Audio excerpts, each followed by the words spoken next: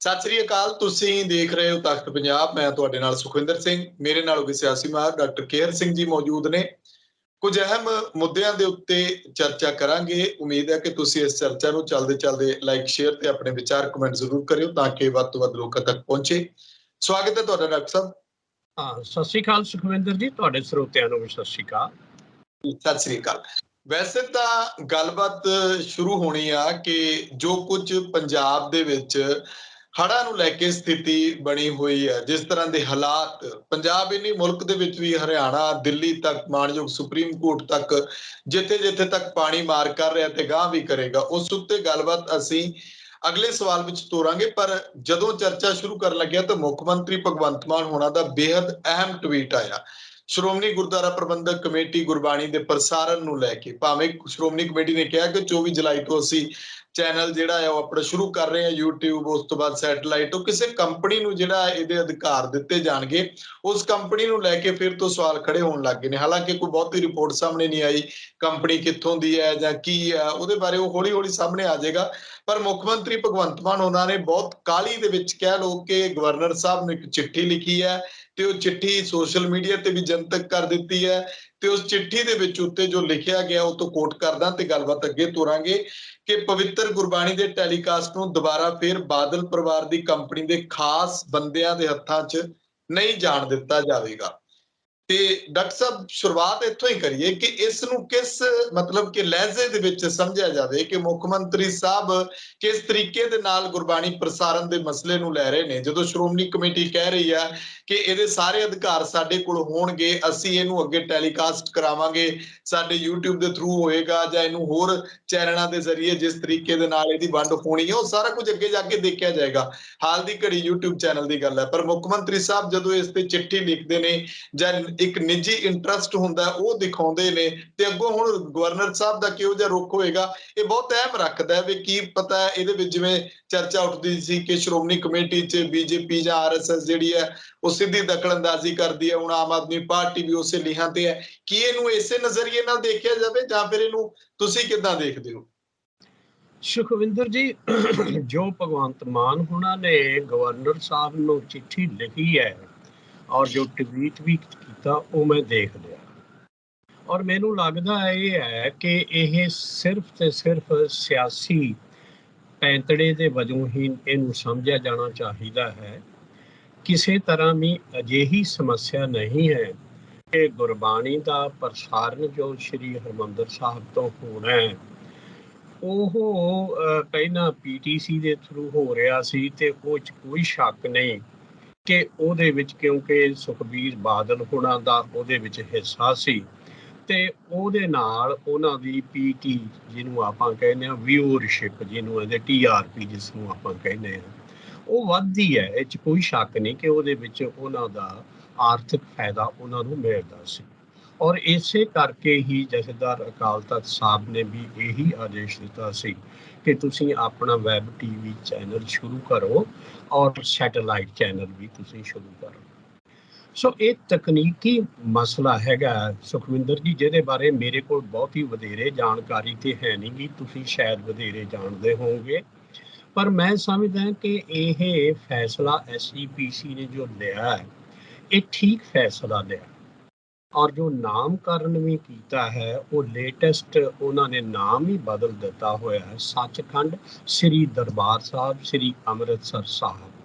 ਪਹਿਲਾਂ ਅਸੀਂ ਸੱਚਖੰਡ ਸ੍ਰੀ ਹਰਿਮੰਦਰ ਸਾਹਿਬ ਸ੍ਰੀ ਅੰਮ੍ਰਿਤਸਰ, ਤੇ ਕੁਝ ਲੋਕਾਂ ਨੇ ਇਸ ਗੱਲ ਤੇ ਆਪੱਤੀ ਉਠਾਈ ਸੀ ਕਿ ਇਹ ਹਰਿਮੰਦਰ ਸਾਹਿਬ ਨਹੀਂ ਸ੍ਰੀ ਦਰਬਾਰ ਸਾਹਿਬ ਹੋਣਾ ਚਾਹੀਦਾ। ਤੇ ਹੁਣ ਮੈਂ ਖਬਰਾਂ ਸੁਣ ਰਿਹਾ ਸੀ ਲੇਟੈਸਟ, ਉਹਨਾਂ ਨੇ ਇਹਦਾ ਨਾਮਕਰਨ ਵੀ ਇਹੀ ਕਰ ਦਿੱਤਾ ਹੋਇਆ ਹੈ, ਸੱਚਖੰਡ ਸ੍ਰੀ ਦਰਬਾਰ ਸਾਹਿਬ ਸ੍ਰੀ ਅੰਮ੍ਰਿਤਸਰ ਸਾਹਿਬ ਤੋਂ ਜੋ ਗੁਰਬਾਣੀ ਦਾ ਕੀਰਤਨ ਹੈ ਉਹ ਵੈਬ ਚੈਨਲ ਤੋਂ 24 ਜੁਲਾਈ ਤੋਂ ਸ਼ੁਰੂ ਹੋ ਜਾਣਾ। ਸੈਟੇਲਾਈਟ ਚੈਨਲ ਵਾਸਤੇ ਅਜੇ ਉਹਨਾਂ ਨੂੰ ਹੋਰ ਤਿਆਰੀ ਦੀ ਲੋੜ ਹੈ, ਔਰ ਉਹ ਤਕਨੀਕੀ ਤੌਰ ਤੇ ਕਿਸ ਤਰ੍ਹਾਂ ਹੁੰਦਾ ਹੈ ਇਹਦੇ ਬਾਰੇ ਕੋਈ ਤਕਨੀਸ਼ੀਅਨ ਜਿਹੜਾ ਟੈਕਨੀਕਲ ਐਕਸਪਰਟ ਉਹ ਵਧੇਰੇ ਦੱਸ ਸਕਦਾ ਹੈ। ਪਰ ਮੈਨੂੰ ਲੱਗਦਾ ਕਿ ਇਹ ਠੀਕ ਦਿਸ਼ਾ ਵਿੱਚ ਲਿਆ ਗਿਆ ਅੱਛਾ ਉਦਮ ਹੈ। ਚਾਹੇ ਆਪਾਂ ਨੂੰ ਪਤਾ ਹੈ ਕਿ ਇਹਦਾ ਪਿਛੋਕੜ ਆਪਾਂ ਨੂੰ ਪਤਾ ਹੀ ਹੈ ਕਿ ਪਹਿਲਾਂ ਇਹ PTC ਨਾਲ ਹੀ ਦੁਬਾਰਾ ਇਹ ਸਮਝੌਤਾ ਜਿਹੜਾ ਹੈ ਇਹ ਵੱਧ ਸਕਦਾ ਸੀ ਅੱਗੇ, ਪਰ ਪਬਲਿਕ ਪ੍ਰੈਸ਼ਰ ਪਿਆ ਔਰ ਸਿੱਖ ਸੰਗਤਾਂ ਦਾ ਪ੍ਰੈਸ਼ਰ ਵੀ ਪਿਆ, ਔਰ ਇੱਕ ਪੋਲਿਟਿਕਸ ਆਫ ਪਰਸੈਪਸ਼ਨ ਜਿਸ ਨੂੰ ਆਪਾਂ ਕਹਿੰਦੇ ਨਾ ਸੁਖਵਿੰਦਰ ਜੀ, ਠੀਕ ਗਲਤ ਕੀ ਹੁੰਦਾ, ਉਹਦੇ ਵਿੱਚ ਤੱਥ ਕੀ ਹਨ, ਉਹ ਕਈ ਵਾਰ ਘੱਟ ਮਹੱਤਵਪੂਰਨ ਹੁੰਦੇ ਆ ਕਿ ਆਮ ਲੋਕਾਂ ਵਿੱਚ ਉਹਦੀ ਸਮਝ ਕੀ ਬਣਦੀ, ਯਾਨੀ ਕਿ ਪਰਸੈਪਸ਼ਨ ਕੀ ਬਣਦੀ ਹੈ, ਉਹ ਸਿਆਸਤਦਾਨ ਵਾਸਤੇ ਵਧੇਰੇ ਮਹੱਤਵਪੂਰਨ ਹੋ ਜਾਂਦੀ ਹੈ। ਸੋ ਪਰਸੈਪਸ਼ਨ ਜਿਹੜੀ ਇਹ ਸੀਗੀ ਕਿ ਇਹ ਬਾਦਲਾਂ ਦਾ ਚੈਨਲ ਹੈ ਤੇ ਇਸ ਕਰਕੇ ਉਹਨਾਂ ਨਾਲ ਇਹ ਸਮਝੌਤਾ ਹੋਇਆ ਹੈ, ਉਸ ਪ੍ਰਭਾਵ ਨੂੰ ਦੂਰ ਕਰਨ ਵਾਸਤੇ ਇਹਨਾਂ ਨੇ ਇਹ ਕਰ ਲਿਆ, ਔਰ ਇਹ ਚੰਗਾ ਹੋ ਗਿਆ। ਮੈਨੂੰ ਲੱਗਦਾ ਹੈ ਕਿ ਇਹ ਅਕਾਲੀ ਦਲ ਦੇ ਹਿੱਤ ਵਿੱਚ ਹੈ ਕਿ ਉਹਨਾਂ ਨੇ ਇਹ ਵੈਬ ਚੈਨਲ ਚਲਾਉਣ ਦੀ ਇਜਾਜ਼ਤ SGPC ਨੂੰ ਦੇ ਦਿੱਤੀ ਹੋਈ ਹੈ। ਉਹਦੇ ਰਾਹ ਵਿੱਚ ਰੁਕਾਵਟ ਉਹ ਨਹੀਂ ਬਣੇ। ਸੈਟੇਲਾਈਟ ਚੈਨਲ ਕਦੋਂ ਹੋਏਗਾ ਉਹਦੇ ਬਾਰੇ ਮੈਨੂੰ ਅਜੇ ਪਤਾ ਨਹੀਂ। ਇਹਦਾ ਇੱਕ ਪੱਖ ਹੋਰ ਹੈ ਸੁਖਵਿੰਦਰ ਜੀ, ਜੋ ਕੁਝ ਸੱਜਣ ਜਿਹੜੇ ਜਾਣਕਾਰ ਹਨ ਉਹਨਾਂ ਨਾਲ ਮੇਰੀ ਗੱਲ ਹੋਈ ਸੀ, ਸਰਦਾਰ ਅਵਤਾਰ ਸਿੰਘ ਹੋਣੀ ਜਿਹੜੇ ਯੂਕੇ ਵਾਲੇ ਬਰਮਿੰਘਮ ਵਾਲੇ, ਉਹਨਾਂ ਨਾਲ ਹੀ ਮੇਰੀ ਗੱਲ ਹੋਈ ਸੀਗੀ ਤੇ ਉਹ ਕਹਿੰਦੇ ਇਹ ਸੀਗੇ ਕਿ ਜਿਹੜਾ ਇਹ ਜਦੋਂ ਇਹਨੂੰ ਖੁੱਲ੍ਹ ਦੇ ਦਿੱਤੀ ਜਾਏ ਨਾ ਕਿ ਸਾਰਾ ਚੈਨਲ, ਕੋਈ ਜਿਹੜਾ ਵੀ ਚੈਨਲ ਹੈ ਇਸ ਨੂੰ ਰਿਲੇ ਕਰ ਲੈ, ਤੇ ਉਹਦੇ ਵਿੱਚ ਸੰਭਾਵਨਾਵਾਂ ਇਹ ਹੁੰਦੀਆਂ ਕਿ ਉਹਦੇ ਵਿੱਚ ਐਡਸ ਕਈ ਕਿਸਮ ਦੀਆਂ ਉਹ ਦੇ ਸਕਦੇ ਹੈ, ਔਰ ਉਹਦੇ ਨਾਲ ਪਵਿੱਤਰਤਾ ਗੁਰਬਾਣੀ ਦੀ ਜਿਹੜੀ ਹੈ ਉਹ ਕੰਪਰੋਮਾਈਜ਼ ਹੋਣ ਦੀ ਸੰਭਾਵਨਾ ਬਣੀ ਰਹਿੰਦੀ ਹੈ। ਸੋ SGPC ਨੇ ਜਦੋਂ ਕਿਹਾ ਹੈ ਕਿ ਇਹਦੇ ਉੱਪਰ ਸਾਡਾ ਏਕਾ ਅਧਿਕਾਰ ਹੋਏਗਾ ਔਰ ਕਿਹੜੇ ਚੈਨਲਸ ਨੇ ਇਹ ਰਿਲੇ ਕਰਨਾ ਹੈ, ਉਹਦੇ ਵਾਸਤੇ ਅਸੀਂ ਸ਼ਰਤਾਂ ਖੁਦ ਨਿਰਧਾਰਿਤ ਕਰਾਂਗੇ। ਮੇਰੇ ਮੁਤਾਬਕ ਇਹ ਰੈਗੂਲੇਸ਼ਨ ਜ਼ਰੂਰੀ ਹਨ, ਨਹੀਂ ਤੇ ਹੁੰਦਾ ਇਹ ਹੈ ਕਿ ਪਵਿੱਤਰ ਬਾਣੀ ਦੀ ਆੜ ਦੇ ਵਿੱਚ TRP ਵਧਾਉਣ ਦੀ ਆੜ ਦੇ ਵਿੱਚ ਹੋਰ ਕਈ ਕਿਸਮ ਦੇ ਪ੍ਰੋਗਰਾਮ ਦਿਖਾਏ ਜਾਂਦੇ ਹੈ, ਐਡਸ ਦਿੱਤੀਆਂ ਜਾਂਦੀਆਂ। ਸਾਨੂੰ ਪਤਾ ਹੈ ਕਿ ਉਹਦੇ ਨਾਲ ਆਪਾਂ ਨੂੰ ਪਤਾ ਹੀ ਹੈ ਕਿ ਸਾਰੇ ਚੈਨਲਾਂ ਨੂੰ ਉਹ ਆਮਦਨੀ ਦਾ ਸਾਧਨ ਹੁੰਦਾ ਹੈ। ਸੋ ਇਸ ਕਰਕੇ ਇਹ ਰੈਗੂਲੇਸ਼ਨ SGPC ਦੀ ਲਾਜ਼ਮੀ ਹੈ। ਮੇਰੇ ਮੁਤਾਬਕ ਇਹ ਠੀਕ ਦਿਸ਼ਾ ਵਿੱਚ ਲਿਆ ਗਿਆ ਕਦਮ ਹੈ, ਔਰ ਅੱਗੇ ਜਾ ਕੇ ਦੇਖਿਆ ਜਾਏਗਾ ਕਿ ਕੀ ਇਹਦੇ ਵਿੱਚ ਆਮ ਲੋਕਾਂ ਨੂੰ ਗੁਰਬਾਣੀ ਦਾ ਕੀਰਤਨ ਸੁਣਨ ਵਿੱਚ ਸਮੱਸਿਆਵਾਂ ਕੀ ਆਉਂਦੀਆਂ। ਜਿਸ ਤਰ੍ਹਾਂ ਕਿਹਾ ਜਾਂਦਾ ਹੈ ਕਿ ਜਿਹੜਾ ਵੈਬ ਚੈਨਲ ਹੈ ਉਹਦੇ ਵਾਸਤੇ ਜਿਸ ਤਰ੍ਹਾਂ ਦੇ ਸਮਾਰਟ ਫੋਨ ਚਾਹੀਦੇ ਹੁੰਦੇ ਹੈ, ਉਹ ਸ਼ਾਇਦ ਸਾਰਿਆਂ ਕੋਲ ਸਮਾਰਟ ਫੋਨ ਇਸ ਵੇਲੇ ਅਵੇਲੇਬਲ ਨਾ ਹੋਣ। ਸੋ ਇਹਦਾ ਪ੍ਰਬੰਧ ਜ਼ਰੂਰ ਕਰਨਾ ਪਏਗਾ ਤਾਂ ਕਿ ਉਹ ਹਰ ਆਦਮੀ, ਆਮ ਆਦਮੀ ਜਿਹੜਾ ਹੈਗਾ ਜਿਹਦੇ ਕੋਲ ਅਜਿਹੇ ਗੈਜਟ ਆਧੁਨਿਕ ਨਹੀਂ ਹੈਗੇ, ਉਹ ਵੀ ਗੁਰਬਾਣੀ ਦਾ ਲਾਹਾ ਲੈ ਸਕੇ, ਸੁਣ ਸਕੇ। ਉਹਦੇ ਲਈ ਕੀ ਪ੍ਰਬੰਧ ਕੀਤੇ ਗਏ ਹਨ ਉਹਦੇ ਬਾਰੇ ਮੇਰੇ ਕੋਲ ਅਜੇ ਕੋਈ ਜਾਣਕਾਰੀ ਨਹੀਂ ਹੈ, ਕਿਉਂਕਿ ਇਹ ਤਕਨੀਕੀ ਮਸਲਾ ਹੈ। ਪਰ ਉਂਝ ਮੈਂ ਸਮਝਦਾ ਕਿ ਜਿਸ ਤਰ੍ਹਾਂ ਭਗਵੰਤ ਮਾਨ ਹੋਣਾ ਨੇ ਚਿੱਠੀ ਲਿਖੀ ਹੈ ਉਹ ਸਿਆਸਤ ਤੋਂ ਪ੍ਰੇਰਿਤ ਹੈ, ਉਹਦੇ ਵਿੱਚ ਮੈਨੂੰ ਕੋਈ ਦਮ ਨਜ਼ਰ ਨਹੀਂ ਆਇਆ, ਕਿਉਂਕਿ ਹੋਰ ਆਲਟਰਨੇਟਿਵ ਚੈਨਲ ਜਿਹੜੇ ਆਪਾਂ ਨੇ ਬਣਾਉਣੇ ਹੈ, ਸੈਟੇਲਾਈਟ ਚੈਨਲ, ਉਹ ਅਜੇ ਕੁਝ ਸਮਾਂ ਲੱਗੇਗਾ। ਵੈਬ ਚੈਨਲ ਜ਼ਰੂਰ ਇਹਦੇ ਵਿੱਚ ਸ਼ੁਰੂ ਹੋ ਗਿਆ ਹੋਇਆ। ਮੈਨੂੰ ਇਸ ਤਰ੍ਹਾਂ ਸਮਝ ਆ ਗਿਆ ਕਿ ਇਹਦੇ ਵਿੱਚ ਸਿਆਸਤ ਜਿੰਨੀ ਘਸੋੜਨ ਦੀ ਕੋਸ਼ਿਸ਼ ਕੀਤੀ ਗਈ ਸੀ, ਜਿੰਨਾ ਕੁ ਲਾਹਾ ਲੈਣ ਦੀ ਕੋਸ਼ਿਸ਼ ਕੀਤੀ ਗਈ ਸੀ, ਉਹ SGPC ਨੇ ਸਬਕ ਸਿੱਖ ਲਿਆ, ਅਕਾਲੀ ਦਲ ਨੇ ਵੀ ਸਬਕ ਸਿੱਖ ਲਿਆ ਹੋਇਆ, ਔਰ ਇਹ ਚੰਗਾ ਹੋਇਆ। ਅਕਾਲੀ ਦਲ ਵਾਸਤੇ ਵੀ ਚੰਗਾ ਹੈ, ਆਮ ਸਰੋਤਿਆਂ ਵਾਸਤੇ ਵੀ ਚੰਗੀ ਗੱਲ ਹੋਏਗੀ। ਸਿਰਫ ਇਹ ਹੈ ਕਿ ਕੋਈ ਵਿਰਵਾ ਨਾ ਰਹਿ ਜਾਏ ਗੁਰਬਾਣੀ ਦੇ ਸਰਵਣ ਤੋਂ, ਕੀਰਤਨ ਤੋਂ। ਇਹਦਾ ਪ੍ਰਬੰਧ ਜ਼ਰੂਰ ਤਕਨੀਕੀ ਤੌਰ ਤੇ ਹੋਣਾ ਚਾਹੀਦਾ ਹੈ। ਇਹਦੇ ਬਾਰੇ ਕੋਈ ਤਕਨੀਕੀ ਬਸ਼ਰ ਹੀ ਤੁਹਾਨੂੰ ਠੀਕ ਜਾਣਕਾਰੀ ਦੇ ਸਕਦਾ ਹੈ। ਮੇਰੀ ਜਾਣਕਾਰੀ ਮੁਤਾਬਕ ਇਹ ਠੀਕ ਦਿਸ਼ਾ ਵਿੱਚ ਲਿਆ ਗਿਆ ਕਦਮ ਹੈ ਜੀ ਸੁਖਵਿੰਦਰ ਜੀ। ਬਿਲਕੁਲ ਡਾਕਟਰ ਸਾਹਿਬ, ਪਰ ਇਹਦੇ ਵਿਚਾਲੇ ਜਦੋਂ ਇਹ ਗੱਲ ਤੁਰਦੀ ਹੈ ਕਿ ਕਿਤੇ ਇਹ ਸ਼੍ਰੋਮਣੀ ਕਮੇਟੀ ਦੇ ਨਾਲ ਅਕਾਲੀ ਦਲ ਨੂੰ ਹੋਰ ਕੋਈ ਵੱਡਾ ਡੈਂਟ ਪਾਉਣ ਵਾਲੇ ਪਾਸੇ ਤਾਂ ਨਹੀਂ ਤੁਰਿਆ ਜਾ ਰਿਹਾ, ਕਿਉਂਕਿ NDA ਦੀ ਵੀ ਅਗਲੇ ਦਿਨਾਂ ਦੇ ਵਿੱਚ ਮੀਟਿੰਗ ਸੱਦੀ ਗਈ ਹੈ। ਉਹਨੂੰ ਲੈ ਕੇ ਅਕਾਲੀ ਦਲ ਦਾ ਜਿਵੇਂ UCC ਤੇ ਸੁਖਬੀਰ ਬਾਦਲ ਹੋਰਾਂ ਨੇ ਸਟੈਂਡ ਸਪਸ਼ਟ ਕੀਤਾ। ਇਹ ਸਾਰੇ ਬਹੁਤ ਸਾਰੇ ਸਵਾਲ ਖੜੇ ਹੁੰਦੇ ਨੇ ਕਿ ਸ਼੍ਰੋਮਣੀ ਕਮੇਟੀ ਚੋਣਾਂ ਜਾਂ ਉਸ ਕਿਸਮ ਦਾ ਕੋਈ ਡਰ ਬਣਾ ਕੇ ਇਹਨਾਂ ਦੇ ਨਾਲ, ਜਿਵੇਂ ਕਹਿ ਦਿੱਤਾ ਜਾਂਦਾ ਕਿ ਆਮ ਆਦਮੀ ਪਾਰਟੀ ਤਾਂ ਜੀ BJP ਦੇ ਨਾਲ ਰਲੀ ਹੋਈ ਆ। ਇਹ ਅਕਸਰ ਇਲਜ਼ਾਮ ਲੱਗਦੇ ਨੇ। ਵੈਸੇ ਤਾਂ ਜੋ ਕੁਝ ਉਹਨਾਂ ਦੇ ਨਾਲ ਮਾਣਯੋਗ ਸੁਪਰੀਮ ਕੋਰਟ ਨੂੰ ਜੋ ਫੈਸਲਾ ਦਿੱਤਾ ਸੀ ਉਹਨੂੰ ਲੈ ਕੇ ਬਾਅਦ ਚ ਆਰਡੀਨੈਂਸ ਲੈ ਕੇ BJP ਨੇ ਪਲਟਾਤਾ। ਉਹ ਚੱਲ ਹੀ ਰਿਹਾ। ਪਰ ਜਦੋਂ ਇਸ ਤਰ੍ਹਾਂ ਦੀਆਂ ਖਬਰਾਂ ਸਾਰੀਆਂ ਨਿਕਲ ਕੇ ਸਾਹਮਣੇ ਆਉਂਦੀਆਂ ਕਿ ਜੇ ਹੁਣ ਰਾਜਪਾਲ ਸਾਹਿਬ ਕੋਲ ਚਿੱਠੀ ਗਈ ਹੈ, ਜੇ ਉਹਨੂੰ ਪ੍ਰਵਾਨ ਕਰ ਲੈਂਦੇ ਨੇ ਜਾਂ ਉੱਤੋਂ ਕੀ ਹੁਕਮ ਆਉਂਦਾ ਹੈ ਜਾਂ ਅੱਗੇ ਜਾ ਕੇ ਫਿਰ ਉਹ ਕੀ ਲਾਗੂ ਹੁੰਦਾ ਹੈ, 24 ਜੁਲਾਈ ਤੋਂ ਪਹਿਲਾਂ ਪਹਿਲਾਂ ਇਹ ਬਹੁਤ ਅਹਿਮ ਹੋ ਜਾਂਦਾ ਹੈ ਕਿ ਅਕਾਲੀ ਦਲ ਨੂੰ ਤੇ ਸ਼੍ਰੋਮਣੀ ਕਮੇਟੀ ਨੂੰ ਕੀ ਉਹਨਾਂ ਦੇ ਪੈਰ ਬੰਨਣ ਦੀ ਤਿਆਰੀ ਕੀਤੀ ਜਾ ਰਹੀ ਹੈ ਜਾਂ ਫਿਰ ਇਹੋ ਜਿਹਾ ਕੁਝ ਇਹਦੇ ਪਰਦੇ ਪਿੱਛੇ ਵੀ ਕੋਈ ਸਿਆਸਤ, ਇਸ ਤੋਂ ਵੀ ਕੋਈ ਵੱਡੀ ਗੱਲ ਹੋ ਸਕਦੀ ਹੈ। ਮੇਰੇ ਸਾਹਮਣੇ ਇੱਕ ਸਵਾਲ ਬੜਾ ਅਹਿਮ ਆਇਆ ਸੀ, ਉਹ ਵੀ ਮੈਂ ਨਾਲ ਜੋੜਾਂਗਾ ਕਿਉਂਕਿ ਉਹ ਵੀ ਬਹੁਤ ਅਹਿਮੀਅਤ ਰੱਖਦਾ ਕਿ ਜੇ ਯੂਸੀਸੀ ਤੇ ਸ਼੍ਰੋਮਣੀ ਕਮੇਟੀ ਤੇ ਅਕਾਲੀ ਦਲ ਆਪਣਾ ਇੱਕ ਸਟੈਂਡ ਰੱਖਦੇ ਨੇ ਕਿ ਅਸੀਂ ਇਹਨੂੰ ਲੈ ਕੇ ਹਲੇ ਜੋ ਖਰੜਾ ਆਏਗਾ ਜਾਂ ਫਿਰ ਅਸੀਂ ਇਹਦੇ ਵਿੱਚੋਂ ਘੱਟ ਗਿਣਤੀਆਂ ਨੂੰ ਲਾ ਕੇ ਡਰ ਪਏ ਆ, ਅਸੀਂ ਇਸ ਕਰਕੇ ਇਹਦੀ ਹਮਾਇਤ ਉਸ ਕਿਸਮ ਨਾਲੋਂ ਨਹੀਂ ਕਰ ਰਹੇ, ਚਿੱਠੀ ਵੀ ਲਿਖ ਦਿੱਤੀ ਗਈ।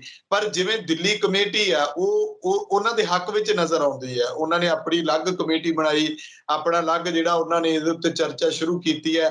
ਤਾਂ ਇਹ ਵੀ ਸੰਭਾਵਨਾਵਾਂ ਜਾਂ ਇਹ ਵੀ ਚਰਚਾਵਾਂ ਛਿੜਦੀਆਂ ਕਿ ਹਾਲੇ ਵੀ ਸੰਭਲਣ ਦਾ ਵੇਲਾ ਸ਼੍ਰੋਮਣੀ ਕਮੇਟੀ ਜੇ ਇਸੇ ਢੰਗ ਦੇ ਨਾਲ ਕਿਸੇ ਇੱਕ ਸਿਆਸੀ ਧਿਰ ਦੇ ਜਿਹੜੀ ਮਤਲਬ ਕਿ ਕੋਈ ਆਪਣੇ ਹੋਰ ਵੀ ਮਫਾਦ ਪੂਰਾ ਕਰਨਾ ਚਾਹੁੰਦੀ ਹੈ, ਜੇ ਉਹਨਾਂ ਦੇ ਅਧੀਨ ਆ ਜਾਂਦੀ ਆ, ਉਸ ਗਲਬੇ ਦੇ ਅਧੀਨ ਹੋ ਜਾਂਦੀ ਹੈ ਜਿਹੜਾ ਆਰਐਸਐਸ ਦੇ ਏਜੰਡੇ ਨੂੰ ਪਰਨਾਇਆ, ਤਾਂ ਜਿਹੋ ਜਿਹਾ ਦਿੱਲੀ ਕਮੇਟੀ ਦਾ ਅੱਜ ਰੁਖ ਹੈ ਉਦਾਂ ਦਾ ਰੁਖ ਦੇਖਣ ਨੂੰ ਮਿਲ ਸਕਦਾ ਹੈ। ਇਹੋ ਜਿਹੇ ਸਵਾਲ ਬਹੁਤ ਪੈਦਾ ਹੁੰਦੇ ਨੇ।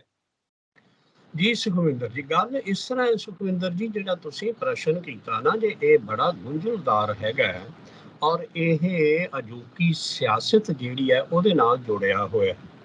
ਇਹਦੀਆਂ ਸੰਭਾਵਨਾਵਾਂ ਜੋ ਮੈਨੂੰ ਨਜ਼ਰ ਆਉਂਦੀਆਂ ਉਹ ਇਹ ਹੈ ਕਿ ਇਸ ਬਿੱਲ ਦੀ ਪ੍ਰਵਾਨਗੀ ਜਿਹੜੀ ਗਵਰਨਰ ਸਾਹਿਬ ਨੇ ਉਹਨਾਂ ਨੇ ਨਹੀਂ ਦੇਣੀ, ਕਿਉਂਕਿ ਇਹ ਸਿਰਫ ਇਹ ਬਿੱਲ ਹੀ, ਨਾਲ ਤੁਹਾਨੂੰ ਪਤਾ ਕਿ ਦੂਸਰੇ ਬਿੱਲ ਵੀ ਬੜੇ ਕੰਟਰੋਵਰਸ਼ੀਅਲ, ਜਿਹਦੇ ਵਿੱਚ ਉਹਨਾਂ ਨੇ ਚਾਂਸਲਰ ਚੀਫ ਮਿਨਿਸਟਰ ਸਾਹਿਬ ਯੂਨੀਵਰਸਿਟੀਜ਼ ਦੇ ਖੁਦ ਬਣਾਉਣ ਬਾਰੇ ਉਹਨਾਂ ਨੇ ਉਹ ਵੀ ਬਿੱਲ ਉਹ ਰੋਕਿਆ ਤੇ ਇਹ ਬਿੱਲ ਵੀ ਰੋਕਿਆ ਹੋਇਆ।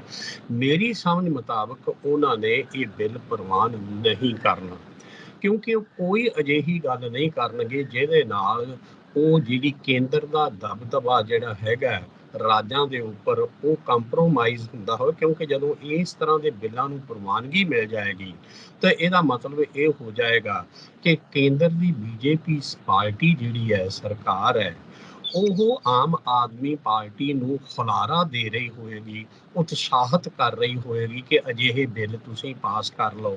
ਮੈਨੂੰ ਲੱਗਦਾ ਕਿ ਸਿਧਾਂਤਕ ਤੌਰ ਤੇ ਬੀਜੇਪੀ ਦਾ ਇਹ ਪੈਂਤੜਾ ਉਹਨਾਂ ਨੂੰ ਸੂਟ ਨਹੀਂ ਕਰਦਾ, ਉਹਨਾਂ ਨੇ ਇਹੋ ਜਿਹੇ ਬਿੱਲਾਂ ਨੂੰ ਪ੍ਰਵਾਨਗੀ ਨਹੀਂ ਦੇਣੀ। ਬੀਜੇਪੀ ਦਾ ਦ੍ਰਿਸ਼ਟੀਕੋਣ ਅਕਾਲੀ ਦਲ ਪ੍ਰਤੀ ਕੀ ਹੈ ਤੇ ਉਹਨਾਂ ਨੇ ਕਿਸ ਤਰ੍ਹਾਂ ਦਾ ਇਹਦੇ ਪ੍ਰਤੀ ਐਟੀਟਿਊਡ ਰੱਖਣਾ, ਉਹਦੇ ਬਾਰੇ ਅਜੇ ਭੰਬਲ ਭੂਸਾ ਹੈ, ਅਜੇ ਕੋਈ ਸਪਸ਼ਟਤਾ ਨਹੀਂ। ਜਿਸ ਤਰ੍ਹਾਂ ਆਪਾਂ ਨੂੰ ਪਤਾ ਕਿ ਉਹਨਾਂ ਨੇ ਢੀਂਡਸਾ ਸਾਹਿਬ ਨੂੰ ਬੁਲਾਇਆ ਹੈ, ਇਹਦੇ ਵਿੱਚ ਜਿਹੜੀ ਐਨਡੀਏ ਦੀ ਮੀਟਿੰਗ ਹੈਗੀ ਹੈ, ਅਕਾਲੀ ਦਲ ਨੂੰ ਨਹੀਂ ਬੁਲਾਇਆ, ਆਮ ਤੌਰ ਤੇ ਇਹੀ ਕਿਹਾ ਜਾ ਰਿਹਾ। ਪਰ ਮੇਰੇ ਮੁਤਾਬਕ ਜੇ ਯੂਸੀਸੀਸੀ ਦਾ ਏਜੰਡਾ ਜਿਹੜਾ ਆ ਰਿਹਾ, ਯੂਨੀਫਾਰਮ ਸਿਵਲ ਕੋਡ ਜਿਹੜਾ ਜ਼ਾਬਤਾ ਹੈਗਾ, ਉਹਦੇ ਬਾਰੇ ਵਿਚਾਰ ਵਟਾਂਦਰਾ ਹੋਣਾ ਹੈ ਤੇ ਅਕਾਲੀ ਦਲ ਨੇ ਤੇ ਆਪਣਾ ਲਿਖ ਕੇ ਭੇਜ ਦਿੱਤਾ ਹੋਇਆ ਕਿ ਸਾਡੀਆਂ ਇਹਦੇ ਤੇ ਕੁਝ ਸ਼ੰਕਾਵਾਂ ਹਨ ਤੇ ਅਸੀਂ ਇਹਦੇ ਬਾਰੇ ਅਸੀਂ ਨਹੀਂ ਸਹਿਮਤੀ ਤੁਹਾਡੇ ਨਾਲ ਪ੍ਰਗਟ ਕਰ ਸਕਦੇ। ਔਰ ਜਿਹੜਾ ਤੁਸੀਂ ਜ਼ਿਕਰ ਕਰ ਰਹੇ ਸੀ ਦਿੱਲੀ ਕਮੇਟੀ ਨੇ ਵੀ ਉਹਦੇ ਵਿੱਚ ਪ੍ਰਸ਼ਨ ਮਾਰਕ ਕੀਤਾ, ਕੁਐਸਚਨ ਮਾਰਕ ਉਹਨਾਂ ਦਾ ਵੀ ਕੀਤਾ ਹੋਇਆ ਕਿ ਅਜੇ ਸਾਨੂੰ ਪਤਾ ਹੀ ਨਹੀਂ ਕਿ ਇਹ ਬਿੱਲ ਦੀਆਂ ਧਾਰਾਵਾਂ ਕੀ ਹਨ ਤੇ ਸਿੱਖਾਂ ਨੂੰ ਇਹ ਕਿਸ ਤਰ੍ਹਾਂ ਪ੍ਰਭਾਵਿਤ ਕਰੇਗਾ। ਸੋ ਇਹ ਜਿੰਨਾ ਚਿਰ ਉਹ ਆਉਂਦਾ ਨਹੀਂ, ਇਹਦੇ ਬਾਰੇ ਉਹ ਕਹਿੰਦੇ ਨੇ ਕਿ ਅਸੀਂ ਇੱਥੇ ਸਾਰਥਕ ਟਿੱਪਣੀ ਨਹੀਂ ਕਰ ਸਕਾਂਗੇ। ਉਹਨਾਂ ਨੇ ਵੀ ਖੁੱਲੇ ਰੂਪ ਵਿੱਚ ਯੂਸੀਸੀ, ਜਿਹਨੂੰ ਆਪਾਂ ਕਹਿੰਦੇ ਯੂਨੀਫਾਰਮ ਸਿਵਲ ਕੋਡ ਜਿਹੜਾ ਹੈ, ਉਹਨੂੰ ਪ੍ਰਵਾਨਗੀ ਅਜੇ ਨਹੀਂ ਦਿੱਤੀ, ਉਹਦੇ ਹੱਕ ਵਿੱਚ ਨਹੀਂ। ਉਹਨਾਂ ਜੀ ਮੈਂ ਡਾਕਟਰ ਸਾਹਿਬ ਇੱਥੇ ਥੋੜਾ ਜੋੜਦਾ ਕਿ ਉਸ ਮੀਟਿੰਗ ਦੇ ਵਿੱਚ ਜੋ ਕਾਲਕਾ ਸਾਹਿਬ ਹੋਰਾਂ ਨੇ ਸੱਦੀ ਸੀ, ਉਹ 'ਚ ਸਰਦਾਰ ਤਰਲੋਚਨ ਸਿੰਘ ਜਿਹੜੇ ਸਾਬਕਾ ਰਾਜ ਸਭਾ ਮੈਂਬਰ ਨੇ ਉਹ ਮੌਜੂਦ ਸੀ।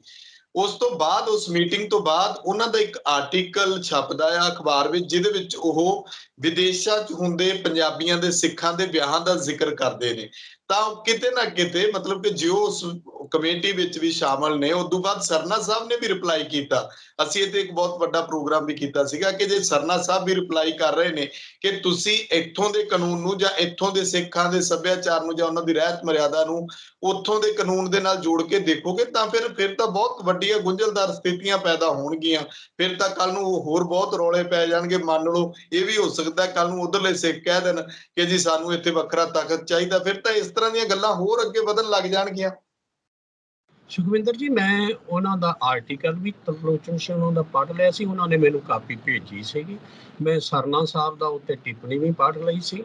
ਤੇ ਉਹ ਜਿਹੜੀ ਗੱਲ ਮੈਂ ਕਹਿ ਰਿਹਾ, ਮੇਰੀ ਜਾਣਕਾਰੀ ਇਹੀ ਹੈ ਕਿ ਦਿੱਲੀ ਕਮੇਟੀ ਨੇ, ਗੁਰਦੁਆਰਾ ਪ੍ਰਬੰਧਕ ਕਮੇਟੀ ਨੇ UCC ਦੇ ਹੱਕ ਵਿੱਚ ਰੈਜ਼ੋਲੂਸ਼ਨ ਪਾਸ ਨਹੀਂ ਕੀਤਾ।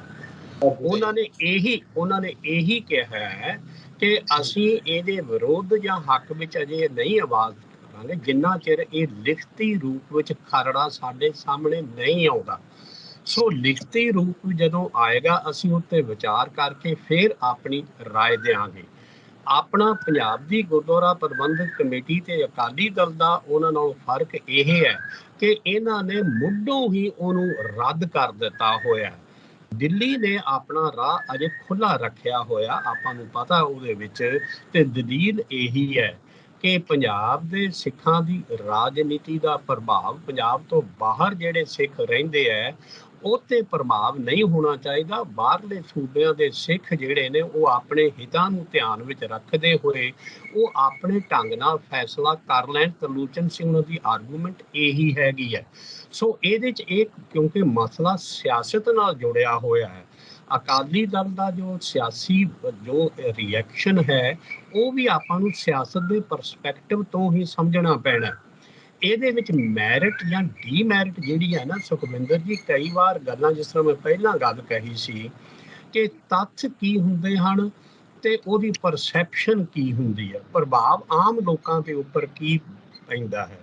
ਸੋ ਇਸ ਵੇਲੇ ਪਰਸੈਪਸ਼ਨ ਜਿਹੜੀ ਬਣ ਚੁੱਕੀ ਹੋਈ ਹੈ ਕਿ BJP 24 ਦੀਆਂ ਇਲੈਕਸ਼ਨ ਨੂੰ ਧਿਆਨ ਵਿੱਚ ਰੱਖ ਕੇ ਇਸ ਤਰ੍ਹਾਂ ਦੀ ਵੰਡੀਆਂ ਪਾਉਣਾ ਚਾਹੁੰਦੇ ਨੇ, ਪੋਲਰਾਈਜੇਸ਼ਨ ਕਰਨਾ ਚਾਹੁੰਦੇ ਨੇ, ਚਾਹੇ ਉਹ ਇਹਨੂੰ ਨਾ ਹੀ ਬਿੱਲ ਲਿਆਉਣ ਪਰ ਹਿੰਦੂ ਮੈਜੋਰਿਟੇਰੀਅਨ ਐਟੀਟਿਊਡ ਜਿਹੜਾ ਹੈਗਾ ਉਹਨੂੰ ਕੰਸੋਲੀਡੇਟ ਕਰਨ ਦਾ ਯਤਨ ਹੋ ਰਿਹਾ ਹੋਇਆ।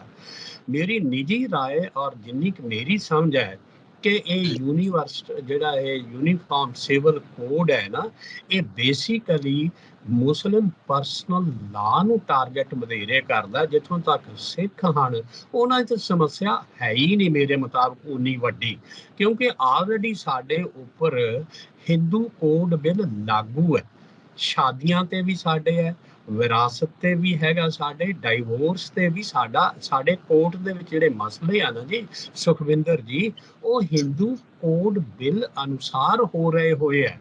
ਉਹ ਤੇ ਸਿਵਲ ਕੋਡ ਸਾਡੇ ਵਾਸਤੇ ਤੇ ਆਲਰੇਡੀ ਸਾਡੇ ਦੇ ਉੱਪਰ ਲਾਗੂ ਕੀਤਾ ਹੋਇਆ, ਸਾਡੀ ਕੋਈ ਸਮੱਸਿਆ ਨਹੀਂ ਹੈ ਮੇਰੇ ਮੁਤਾਬਕ। ਮੇਨ ਸਮੱਸਿਆ ਜਿਹੜੀ ਹੈ ਉਹ ਮੁਸਲਿਮ ਪਰਸਨਲ ਲਾ ਦੇ ਨਾਲ ਸੰਬੰਧਿਤ ਹੈ, ਕਿਉਂਕਿ ਉਹ ਕੁਰਾਨ ਸ਼ਰੀਫ ਔਰ ਹਦੀਸਾਂ ਤੇ ਉੱਪਰ ਆਧਾਰਿਤ ਹੈ। ਉਹ ਧਾਰਮਿਕ ਕੋਡ ਹੈ, ਉਹਨੂੰ ਜ਼ਰੂਰ ਉਹ ਟਾਰਗੇਟ ਕਰ ਰਹੇ ਹੋਏ ਨੇ ਮੇਰੇ ਮੁਤਾਬਕ। ਤੇ ਫੈਕਟ ਇਹ ਹੈ, ਪਰ ਕਿਉਂਕਿ ਸਿਆਸਤ ਦੇ ਹੈਗੀ ਹੈ ਇਸ ਵੇਲੇ ਪਰਸੈਪਸ਼ਨ ਇਹੀ ਹੈ ਕਿ ਮੈਜੋਰਿਟੇਰੀਅਨਿਜ਼ਮ ਨਾਲ ਜਿਹੜੀਆਂ ਮਾਈਨੋਰਿਟੀਜ਼ ਨੇ ਉਹਨਾਂ ਦੇ ਮਨ ਵਿੱਚ ਡਰ ਹੈ ਕਿ ਜਿਸ ਢੰਗ ਨਾਲ ਇਹ ਕੀਤਾ ਜਾ ਰਿਹਾ ਹੈ ਮਾਈਨੋਰਿਟੀਜ਼ ਨੂੰ ਆਪਣੇ ਨਾਲ ਉਹਨਾਂ ਨਾਲ ਸਲਾਹ ਮਸ਼ਵਰਾ ਕਰਕੇ ਇਹ ਕਾਨੂੰਨ ਨਹੀਂ ਬਣਾ ਰਿਹਾ ਜਾ ਰਿਹਾ, ਉਹ ਸਗੋਂ ਥੋਪਿਆ ਜਾ ਰਿਹਾ ਹੋਇਆ। ਯਾਨੀ ਕਿ ਸੋਸ਼ਲ ਰਿਫਾਰਮ ਜਿਹੜਾ ਹੈਗਾ, ਜਿਹੜੀਆਂ ਸੰਬੰਧਿਤ ਕੌਮਾਂ ਹੁੰਦੀਆਂ ਨੇ ਜਾਂ ਭਾਈਚਾਰੇ ਹੁੰਦੇ ਨੇ, ਉਹਨਾਂ ਨੂੰ ਕਾਨਫੀਡੈਂਸ ਲੈ ਕੇ ਉਹਨਾਂ ਦੀ ਰਾਏ ਨੂੰ ਧਿਆਨ ਵਿੱਚ ਰੱਖ ਕੇ ਅਜਿਹੇ ਕਾਨੂੰਨ ਬਣਾਉਣੇ ਚਾਹੀਦੇ ਨੇ। ਸੈਂਸਿਟਿਵ ਮੈਟਰ ਹੁੰਦਾ। ਸੋ ਮੈਂ ਪਰਸਨਲੀ ਇਹ ਸਮਝਦਾ ਕਿ ਸੈਂਸਿਟਿਵ ਮੈਟਰ 'ਚ ਜਿਸ ਢੰਗ ਨਾਲ BJP ਵਾਲੇ ਕਰ ਰਹੇ ਹੈ ਇਹ ਤਰੀਕਾ ਉਚਿਤ ਨਹੀਂ ਹੈ। ਉਹ ਸੱਚ ਕੀ ਹੈ, ਝੂਠ ਕੀ ਹੈ, ਧਾਰਾਵਾਂ ਕੀ ਹੈ, ਉਹ ਬਿਲਕੁਲ ਦੂਸਰੇ ਨੰਬਰ ਤੇ ਗੱਲ ਜਾ ਪੈਂਦੀ ਹੈ। ਪਹਿਲੀ ਗੱਲ ਤੇ ਇਹੀ ਹੈ ਕਿ ਮਾਈਨੋਰਿਟੀਜ਼ ਬਾਰੇ ਤੁਸੀਂ ਕਾਨੂੰਨ ਸਾਜ਼ੀ ਕਰਨਾ ਚਾਹੁੰਦੇ ਹੋ, ਉਹਨਾਂ ਨੂੰ ਕਾਨਫੀਡੈਂਸ ਜ਼ਰੂਰ ਲੈਣਾ ਚਾਹੀਦਾ ਹੈ। ਸੋ ਮਸਲਾ ਇਸ ਵੇਲੇ ਸਿਆਸੀ ਇਹ ਹੈਗਾ। ਫੈਕਟਸ ਕੀ ਨੇ, ਉਹਦੀਆਂ ਧਾਰਾਵਾਂ ਕੀ ਨੇ, ਕਿਹਨੂੰ ਲਾਗੂ, ਸਿੱਖਾਂ ਤੇ ਮੈਨੂੰ ਨਹੀਂ ਲੱਗਦਾ ਕੋਈ ਬਹੁਤ ਵੱਡਾ ਪ੍ਰਭਾਵ ਹੈ। ਬੇਸਿਕਲੀ ਟਾਰਗੇਟ ਜਿਹੜਾ ਹੈ ਉਹ ਮੁਸਲਿਮ ਪਰਸਨਲ ਲਾ ਹੈ ਸੁਖਵਿੰਦਰ ਜੀ, ਮੈਨੂੰ ਇਸ ਤਰ੍ਹਾਂ ਸਮਝ ਆਉਂਦੀ ਜੀ।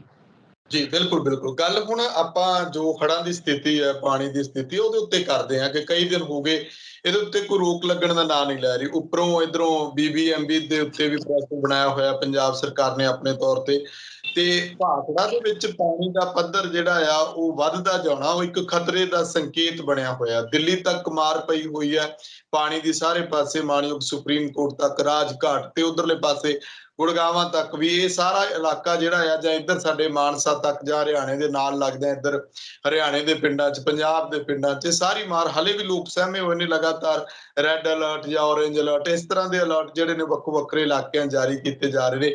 ਘੱਗਰ ਜਿਹੜਾ ਆ ਉਹ ਬੇਕਾਬੂ ਹੋਇਆ ਪਿਆ, ਉਹ ਮਤਲਬ ਏਦਾਂ ਲਾ ਲਓ ਕਿ ਕਈ ਥਾਵਾਂ ਤੇ ਤਾਂ ਪਾਣੀ ਦੀ ਮਾਰ ਇਸ ਹੱਦ ਤੱਕ ਪਈ ਕਿ ਸੜਕਾਂ ਤੱਕ ਲਿੰਕ ਤੱਕ ਟੁੱਟ ਗਿਆ ਪੰਜਾਬ ਦਾ, ਹਰਿਆਣੇ ਜਾਂ ਇੱਧਰਲੇ ਪਾਸਿਓਂ, ਦਿੱਲੀ ਵਾਲੇ ਪਾਸਿਓਂ, ਭੇਵੇ ਵਾਲੇ ਪਾਸਿਓਂ। ਇਹ ਸਾਰਾ ਕੁਝ ਸਭ ਦੇ ਸਾਹਮਣੇ ਆ। ਮੁੱਖ ਮੰਤਰੀ ਸਾਹਿਬ ਤੇ ਆਪ ਬਾਲ-ਬਾਲ ਬੱਚੇ, ਉਹਨਾਂ ਦੀ ਇੱਕ ਵੀਡੀਓ ਵੀ ਕਾਫੀ ਵਾਇਰਲ ਹੋ ਰਹੀ ਹੈ। ਸੀਚੇਵਾਲ ਸਾਹਿਬ ਹੋਣਾ ਦੇ ਨਾਲ ਪਾਣੀ ਦਾ ਜਾਇਜ਼ਾ ਲੈਣ ਪਹੁੰਚੇ ਸੀਗੇ। ਪਰ ਕੀ ਇਹਨੂੰ ਅਸੀਂ ਇੱਥੇ ਤੱਕ ਸੀਮਤ ਕਰ ਦਈਏ, ਜਿਵੇਂ ਦਿੱਲੀ 'ਚ ਸਿਆਸਤ ਹੋ ਰਹੀ ਹੈ ਕਿ ਜੀ ਇਹ ਆਮ ਆਦਮੀ ਪਾਰਟੀ ਦੀ ਨਿਕੰਮੀ ਸਰਕਾਰ ਹੈ ਜੀ, ਇਹਨਾਂ ਨੇ ਕੀ ਕੀਤਾ ਹੁਣ ਤੱਕ, 9 ਸਾਲ ਹੋ ਗਏ ਸੱਤਾ 'ਚ ਆਇਆਂ ਨੂੰ। ਜਾਂ ਫਿਰ ਇੱਧਰ ਵੀ ਪੰਜਾਬ ਸਰਕਾਰ ਤੇ ਵੀ ਉਂਗਲ ਉੱਠ ਜਾਂਦੀ ਹੈ, ਇਹਨਾਂ ਨੇ ਕੀ ਕੀਤਾ, ਹਰਿਆਣੇ ਸਰਕਾਰ ਤੇ ਉਂਗਲ ਉੱਠ ਜਾਂਦੀ ਹੈ, ਉਹਨੇ ਕੀ ਕੀਤਾ, ਹਿਮਾਚਲ ਤੇ ਉਂਗਲ ਉੱਠ ਜਾਂਦੀ ਹੈ। ਕੀ ਸਿਰਫ ਉਂਗਲਾਂ ਉਠਾਉਣ ਤੱਕ ਸੀਮਤ ਹੋਣਾ ਚਾਹੀਦਾ ਹੈ, ਜਾਂ ਫਿਰ ਸਾਨੂੰ ਆਪਣੇ ਉਹ ਅਦਾਰੇ ਹੋਰ ਮਜ਼ਬੂਤ ਮਤਲਬ ਕਰਨੇ ਚਾਹੀਦੇ ਨੇ, ਜਾਂ ਉਹਨਾਂ ਨੂੰ ਲੈ ਕੇ ਕੋਈ ਰੋਡਮੈਪ ਵੀ ਹੋਣਾ ਚਾਹੀਦਾ ਹੈ ਕਿ ਜਿਨ੍ਹਾਂ ਦੇ ਅਧੀਨ ਇਹ ਸਾਰੇ ਪ੍ਰਬੰਧ ਹੁੰਦਾ ਹੈ, ਪਾਣੀ ਦਾ ਪ੍ਰਬੰਧ ਜਾਂ ਕੌਮੀ ਆਫਤ ਦੇ ਨਾਲ ਕਿੱਦਾਂ ਨਜਿੱਠਣਾ, ਜਾਂ ਨਦੀਆਂ, ਨਹਿਰਾਂ, ਨਾਲੇ ਇਹ ਸਾਰੇ ਕਿੱਦਾਂ ਪੱਕੇ ਕਰਨੇ, ਇਹਨਾਂ ਦੀ ਸਫਾਈ ਕਿਵੇਂ ਕਰਨੀ ਹੈ, ਸਮੇਂ-ਸਮੇਂ ਤੇ ਉਹਨੂੰ ਲੈ ਕੇ ਰਿਪੋਰਟ ਕਿੱਦਾਂ ਲੈਣੀ ਹੈ। ਜਾਂ ਫਿਰ ਜਦੋਂ ਇਹੋ ਜਿਹੀ ਕੋਈ ਸਥਿਤੀ ਬਣੀ ਤੇ ਉਹਦੇ ਉੱਤੇ ਸਿਆਸਤ ਸ਼ੁਰੂ ਹੋ ਗਈ, ਭਾਵੇਂ ਉਹ ਫੋਟੋਆਂ ਹੁੰਦੀਆਂ, ਭਾਵੇਂ ਉਹ ਵੀਡੀਓ ਹੁੰਦੀ ਆ, ਉਹ ਤੁਹਾਡੇ ਸਾਡੇ ਸਭ ਦੇ ਸਾਹਮਣੇ ਹੈ। ਸਾਰੇ ਕਿਤੇ ਸਾਰੀਆਂ ਸਿਆਸੀ ਪਾਰਟੀਆਂ ਇਸ ਪਾਸੇ ਲੱਗੀਆਂ ਹੋਈਆਂ ਨੇ। ਸੁਖਵਿੰਦਰ ਜੀ ਦੇਖੋ, ਮਸਲਾ ਤੁਸੀਂ ਬਿਲਕੁਲ ਠੀਕ ਇਹਦੀ ਵਿਆਖਿਆ ਕਰ ਦਿੱਤੀ ਹੋਈ ਹੈ। ਇਹ ਕੁਦਰਤ ਦੀ ਕਰੋਪੀ ਹੈ ਜਿਹੜੀ ਆਪਾਂ ਸਾਡੇ ਸਾਹਮਣੇ ਹੈ, ਔਰ ਇਹਨੂੰ ਕਿਸੇ ਪਾਰਟੀ ਨਾਲ ਨਹੀਂ ਜੋੜਨਾ ਚਾਹੀਦਾ। ਮੈਂ ਅੱਗੇ ਵੀ ਕਿਸੇ ਹੋਰ ਪ੍ਰੋਗਰਾਮ, ਕਿਸੇ ਹੋਰ ਟੀਵੀ ਚੈਨਲ ਤੇ ਕਹਿ ਰਿਹਾ ਸੀ ਕਿ ਦੇਖੋ, ਹਿਮਾਚਲ ਵਿੱਚ ਕਾਂਗਰਸ ਦੀ ਸਰਕਾਰ ਹੈ, ਇੱਥੇ ਆਮ ਆਦਮੀ ਪਾਰਟੀ ਦੀ ਸਰਕਾਰ ਹੈ, ਹਰਿਆਣੇ ਵਿੱਚ ਬੀਜੇਪੀ ਦੀ ਸਰਕਾਰ ਹੈਗੀ ਹੈ, ਦਿੱਲੀ 'ਚ ਫਿਰ ਬੀਜੇਪੀ ਔਰ ਆਪ ਦੀ ਇਕੱਠੀ ਹੈ, ਯੂਪੀ ਦੇ ਵਿੱਚ ਜਿਹੜੀ ਫਿਰ ਬੀਜੇਪੀ ਵਾਲਿਆਂ ਦੀ ਹੈਗੀ ਹੈ। ਵੀ ਹੜ੍ਹ ਦੀ ਮਾਰ ਤੇ ਸਾਰੇ ਪਾਸੇ, ਇਹ ਪਾਰਟੀਆਂ ਨਾਲ ਇਹਦਾ ਕਿੱਥੇ ਜੁੜਾਵ ਹੋ ਗਿਆ? ਵੀ ਆਪਾਂ ਜੇ ਇੱਕ ਪਾਰਟੀ ਕਹਿੰਦੀ ਦੂਸਰੀ ਪਾਰਟੀ ਦੂਸਰੇ ਤੇ ਉਂਗਲ ਉਠਾ ਲੈ ਗਈ, ਇਹ ਤੇ ਸਿਆਸੀ ਜੀ ਦੂਸ਼ਣਬਾਜ਼ੀਆਂ ਜਿਹੜੀਆਂ ਹੁੰਦੀਆਂ, ਮੇਰੇ ਮੁਤਾਬਕ ਇਹ ਹੌਲੇ ਪੱਧਰ ਦੀਆਂ ਗੱਲਾਂ ਵੀ ਇਦਾਂ ਨਹੀਂ ਕਰਨਾ ਚਾਹੀਦਾ। ਮਸਲਾ ਤੇ ਬੇਸਿਕਲੀ ਹੈ, ਦੋ ਇਹਦੇ ਕਾਰਨ ਮੈਨੂੰ ਜੋ ਸਮਝ ਆਉਂਦੇ। ਇੱਕ ਤੇ ਹੈਗਾ ਕਿ ਜਿਸ ਨੂੰ ਆਪਾਂ ਕਲਾਈਮੇਟ ਚੇਂਜ ਕਹਿੰਦੇ, ਉਹ ਵਿਸ਼ਵ ਪੱਧਰ ਤੇ ਆ ਰਿਹਾ ਹੋਇਆ। ਤੁਸੀਂ ਦੇਖੋ ਕਿ ਅਮਰੀਕਾ, ਕੈਨੇਡਾ ਤੇ ਵੈਸਟਰਨ ਵਰਲਡ ਦੇ ਜਿਹੜੀ ਡਿਵੈਲਪਡ ਕੰਟਰੀਜ਼ ਜਿਹਨਾਂ ਨੂੰ ਆਪਾਂ ਕਹਿੰਦੇ, ਤੁਸੀਂ ਦੇਖੋ ਖਬਰਾਂ ਉੱਥੇ ਵੀ ਹੜ੍ਹਾਂ ਦੀਆਂ ਆਉਂਦੀਆਂ ਰਹਿੰਦੀਆਂ। ਹੜ੍ਹਾਂ ਦੀ ਮਾਰ ਜਿਹੜੀ ਹੈ, ਅਮਰੀਕਾ ਵਰਗੇ ਦੇਸ਼ਾਂ ਜਿਹੜੀ ਇੱਦਾਂ ਡਿਵੈਲਪ ਤੇ ਨਹੀਂ ਹੋਰ ਕੋਈ ਕੰਟਰੀ ਨਾ ਹੈਗੀ, ਆਪਾਂ ਇਹੀ ਮੰਨਦੇ ਨੇ, ਅਮਰੀਕਾ ਔਰ ਕੈਨੇਡਾ, ਉੱਥੇ ਵੀ ਹੜ੍ਹਾਂ ਦੀ ਮਾਰ ਇੱਦਾਂ ਹੀ ਹੁੰਦੀ ਹੈ ਸੁਖਵਿੰਦਰ ਜੀ ਜਦੋਂ ਆਉਂਦੀ ਹੈ। ਔਰ ਉਹਦਾ ਇੱਕ ਕਾਰਨ ਤੇ ਹੈਗੀ ਆ ਕਿ ਅਸੀਂ ਕੁਦਰਤ ਨਾਲ ਜਿਸ ਢੰਗ ਨਾਲ ਛੇੜਛਾੜ ਕਰ ਰਹੇ ਹੋਏ ਹਾਂ, ਉਹ ਕਲਾਈਮੇਟ ਚੇਂਜ ਜਿਸ ਕਿਸਮ ਦੀ ਸਮੱਸਿਆ ਸਾਡੀ ਆ ਗਈ ਹੋਈ, ਗਲੋਬਲ ਵਾਰਮਿੰਗ ਜਿਸ ਨੂੰ ਕਹਿੰਦੇ ਆ, ਕਿ ਉਹ ਕਦੇ ਤਾਂ ਸੋਕਾ ਆ ਜਾਂਦਾ, ਕਦੇ ਮੀਂਹ ਜ਼ਿਆਦਾ ਇਕੱਠੇ ਪੈ ਜਾਂਦੇ ਆ। ਇਹ ਤੇ ਕੁਦਰਤ ਦੀ ਕਰੋਪੀ ਦੀ ਇੱਕ ਗੱਲ ਹੈ ਜਿਹਦੇ ਬਾਰੇ ਸਾਨੂੰ ਸਾਰੀ ਦੁਨੀਆ ਭਰ ਦੇ ਇਨਸਾਨਾਂ ਨੂੰ ਸੋਚਣਾ ਪੈਣਾ ਹੈ ਕਿ ਅਸੀਂ ਕੁਦਰਤ ਨਾਲ ਖਿਲਵਾੜ ਨਾ ਕਰੀਏ। ਇਹ ਸਾਡੇ ਲਈ ਬਹੁਤ ਮਹਿੰਗਾ ਪਏਗਾ, ਘਾਤਕ ਸਿੱਧ ਹੋਏਗਾ। ਦੂਸਰੀ ਗੱਲ ਹੈਗੀ ਆ ਸੁਖਵਿੰਦਰ, ਜਿਸ ਨੂੰ ਆਪਾਂ ਪਲੈਨਿੰਗ ਦੀ ਗੱਲ ਕਰਦੇ, ਉਹ ਮੈਂ ਸਮਝਦਾ ਕਿ ਮਨੁੱਖੀ ਪੱਧਰ ਤੇ, ਸਰਕਾਰਾਂ ਦੇ ਪੱਧਰ ਤੇ ਉਹਦੀ ਘਾਟ ਸਾਰੀਆਂ ਹੀ ਸਰਕਾਰਾਂ ਵਿੱਚ ਨਜ਼ਰ ਆਉਂਦੀ ਹੈ। ਕਿਉਂਕਿ ਮੈਂ ਹੁਣ ਇਹ ਫਲੱਡ ਦਾ ਨਾ ਦੂਸਰੀ ਵਾਰ ਇਹ ਪ੍ਰਕੋਪ ਭੁਗਤ ਚੁੱਕਿਆ ਹੋਇਆ। ਖੁਦ ਮੇਰਾ ਆਪਣਾ ਤਜਰਬਾ ਹੈ ਕਿ ਪਹਿਲਾਂ ਆਪਣਾ 93 ਵਿੱਚ ਆਇਆ, ਉਦੋਂ ਵੀ ਸਾਡੇ ਘਰ 'ਚ 3-3 ਫੁੱਟ ਪਾਣੀ, 4-4 ਫੁੱਟ ਪਾਣੀ ਸਾਰੇ ਹੀ ਆ ਗਿਆ ਹੋਇਆ ਸੀ ਇੱਥੇ। ਔਰ ਹੁਣ ਵੀ ਘਰਾਂ ਦੇ ਵਿੱਚ ਪਾਣੀ ਆ ਗਿਆ, ਚਾਹੇ ਘੱਟ ਸੀ, ਮੇਰੇ ਘੱਟ ਸੀ, ਪਰ ਬਾਕੀ ਪਾਸੇ ਤਾਂ 4-4, 5-5 ਫੁੱਟ ਪਾਣੀ ਆਇਆ ਸੀ। ਹੁਣ ਉਹਦੀ ਮੁੱਢਲੀ ਗੱਲ ਸੁਖਵਿੰਦਰ ਜੀ ਇਹ ਹੈ ਕਿ ਅਸੀਂ ਜਿੱਥੇ ਪਾਣੀ ਦਾ ਕੁਦਰਤੀ ਵਹਾਅ ਹੈ, ਉਹ ਵਹਾਅ ਬੰਦ ਕਰ ਦਿੱਤੇ ਹੋਏ। ਅਸੀਂ ਕੁਦਰਤੀ ਵਹਾਅ ਦੇ ਵਿੱਚ ਕਾਲੋਨੀਜ਼ ਬਣਾ ਦਿੱਤੀਆਂ ਹੋਈਆਂ, ਉੱਥੇ ਸੜਕਾਂ ਬਣਾ ਦਿੱਤੀਆਂ ਹੋਈਆਂ, ਉੱਥੇ ਪੁਲ ਬਣਾ ਦਿੱਤੇ ਹੋਏ ਹੈ। ਆਲਟਰਨੇਟ ਅਰੇਂਜ ਅਸੀਂ ਕੋਈ ਨਹੀਂ ਕੀਤਾ ਹੋਇਆ, ਤੇ ਪਾਣੀ ਨੇ ਤਾਂ ਵਹਿਣਾ ਹੀ ਹੈ ਨਾ ਕਿਸੇ ਪਾਸੇ। ਜੇ ਤੁਸੀਂ ਵਹਿਣ ਨਹੀਂ ਅਲਾਉ ਕਰੋਗੇ ਤੇ ਉਹ ਤੇ ਤੁਹਾਡੇ ਘਰਾਂ ਵਿੱਚ ਆਏਗਾ, ਉਹ ਮਾਰ ਵੀ ਕਰੇਗਾ, ਸਾਰੇ ਪਾਸੇ ਹੋਵੇਗਾ। ਤੇ ਖਾਸ ਕਰ ਜਦੋਂ ਜ਼ਿਆਦਾ ਮੀਂਹ ਪੈਂਦੇ ਨੇ, ਉੱਪਰੋਂ ਆਉਂਦਾ ਪਾਣੀ ਤੇ ਉਹਦਾ ਕੋਈ ਰੁਕਾਵਟ ਨਹੀਂ ਹੁੰਦੀ। ਜੇ ਇਹ ਅੱਗੇ ਵਗ ਜਾਏ ਸੁਖਵਿੰਦਰ ਜੀ, ਪਾਣੀ ਅੱਗੇ ਵਗਦਾ ਜਾਏ, ਤੇ ਫਿਰ ਹੁੰਦਾ ਇਹ ਹੈ ਕਿ ਉਹ ਸਾਰੇ ਥਾਂ ਪਾਣੀ ਡਿਸਟ੍ਰੀਬਿਊਟ ਹੋ ਜਾਂਦਾ ਤੇ ਸਾਰੇ ਪਾਸੇ ਥੋੜੀ ਥੋੜੀ ਮਾਰ ਕਰਦਾ। ਉਹ ਇੱਕ ਅੱਧੇ ਦਿਨ ਮਾਰ ਕਰਕੇ ਅੱਗੇ ਉਹ ਢਲਾਣ ਵਿੱਚ ਪਾਣੀ ਵਗ ਜਾਂਦਾ। ਹੁਣ ਤੁਸੀਂ ਦੇਖੋ, ਮੈਂ ਐਗਜ਼ਾਮਪਲ ਤੁਹਾਨੂੰ ਦਿੰਦਾ ਨਿੱਕੀ ਜੀ, ਆ ਮੇਰੇ ਘਰ ਦੇ ਨਾਲ ਹੀ ਆ ਬਾਈਪਾਸ, ਸਦਰਨ ਬਾਈਪਾਸ ਬਣਿਆ ਹੋਇਆ, ਕਿਉਂ ਮੈਂ ਆਪਣੀ ਨਿੱਜੀ ਉਦਾਹਰਣ ਤੁਹਾਨੂੰ ਦੇਣਾ ਚਾਹੁੰਦਾ। ਇਹ ਇੰਨੀ ਉੱਚੀ ਸੜਕ ਬਣੀ ਹੋਈ, ਤੁਹਾਨੂੰ ਪਤਾ ਹੀ ਹੈ ਕਿ ਆਲ ਵੈਦਰ ਹੈਗੀ ਹੈ, ਆਲ ਥਰੂ ਦੀ ਈਅਰ ਚੱਲਦੀ ਹੈ, ਤੇ ਇਹ 10-10 12-12 ਫੁੱਟ ਉੱਚਾ ਹੈ ਜੀ, ਬੰਦਾ ਬਣਾਇਆ ਹੋਇਆ, ਕੰਕਰੀਟ ਨਾਲ ਬਣਾਇਆ ਹੋਇਆ, ਤੇ ਥੱਲੇ ਪਾਣੀ ਦੀ ਨਿਕਾਸੀ ਵਾਸਤੇ ਇੰਨੀਆਂ ਛੋਟੀਆਂ ਪੁਲੀਆਂ ਜਿਹੜੀਆਂ ਨੇ ਉਹ ਕਿਲੋਮੀਟਰ ਤੋਂ ਬਾਅਦ ਛੱਡੀਆਂ, ਔਰ ਉਹ ਵੀ ਪੁਲੀਆਂ ਦਾ ਆਲਮ ਇਹ ਹੈ ਸੁਖਵਿੰਦਰ ਜੀ, ਕਿ ਜਿੱਥੇ ਪੁਲੀ ਨੇ ਜਾ ਕੇ ਅੱਗੇ ਨੀਵੇਂ ਪਾਸੇ ਪਾਣੀ ਨਿਕਲਣਾ, ਯਾਨੀ ਕਿ ਚੌਰੇ ਵਾਲੇ ਪਾਸੇ ਜਾਂ ਨੀਚੇ ਪਾਸੇ ਆਉਂਦਾ ਜਿਹੜਾ, ਉੱਥੇ ਕਾਲੋਨੀਜ਼ ਫਿਰ ਬਣ ਗਈਆਂ, ਉਹ ਉੱਚੀਆਂ ਹੋ ਗਈਆਂ, ਉੱਥੋਂ ਪਾਣੀ ਦੀ ਨਿਕਾਸੀ ਹੈ ਨਹੀਂ। ਸੋ ਸਵਾਲ ਇਹ ਹੈ ਕਿ ਜਿੱਥੇ ਕੁਦਰਤੀ ਵਹਾਅ ਹੈਗਾ, ਉਧਰ ਦੀ ਤੁਸੀਂ ਨਿਕਾਸੀ ਵਾਸਤੇ ਕੋਈ ਪ੍ਰਬੰਧ ਨਹੀਂ। ਇਸੇ ਤਰ੍ਹਾਂ ਪੁਰਾਣੀ ਸੜਕ ਜਿਹੜੀ ਪਟਿਆਲਾ ਰਾਜਪੁਰਾ ਰੋਡ ਸੀ, ਇਹਦੇ ਨਾਲ ਪਾਣੀ ਦੀ ਨਿਕਾਸੀ ਦੇ ਲਈ ਉਹ ਸਟਾਰਮ ਵਾਟਰ ਦਾ ਚੈਨਲ ਹੁੰਦਾ ਸੀ, ਉਹ ਸਾਰਾ ਬੰਦ ਹੋ ਗਿਆ। ਹੁਣ ਫੇਜ਼ 4 ਹੈ ਜਿਹੜੀ ਪਿਛਲੇ ਪਾਸੇ ਯੂਨੀਵਰਸਿਟੀ ਦੇ ਪਿੱਛੇ ਹੈ, ਉੱਥੋਂ ਪਾਣੀ ਆਉਂਦਾ, ਚਨਾਰ ਬਾਗ ਨੀਵੀਂ ਕਾਲੋਨੀ ਆਉਂਦਾ, ਉੱਥੇ ਪਾਣੀ ਭਰਦਾ ਓਵਰਫਲੋ ਆ ਕੇ, ਉਹ ਉਹਨਾਂ ਨੇ ਦੀਵਾਰ ਤੋੜ ਦਿੱਤੀ। ਫੇਜ਼ 2 ਦੇ ਵਿੱਚ 4-5 ਫੁੱਟ ਪਾਣੀ ਆ ਗਿਆ, ਹੌਲੀ ਹੁੰਦਾ ਹੋਇਆ ਫੇਜ਼ 1 ਦੇ ਵਿੱਚ ਜਿਹੜੇ ਹਾਊਸਿੰਗ ਬੋਰਡ 6 7 ਫੁੱਟ ਪਾਣੀ ਨੀਵੇਂ ਤਾਂ ਆ ਗਿਆ, ਸਾਡੇ ਵਾਲੇ ਪਾਸੇ ਨੂੰ ਆਉਂਦਾ ਥੋੜਾ ਪਾਣੀ ਰਹਿ ਗਿਆ, ਪਰ ਆ ਗਿਆ ਘਰਾਂ ਦੇ ਵਿੱਚ।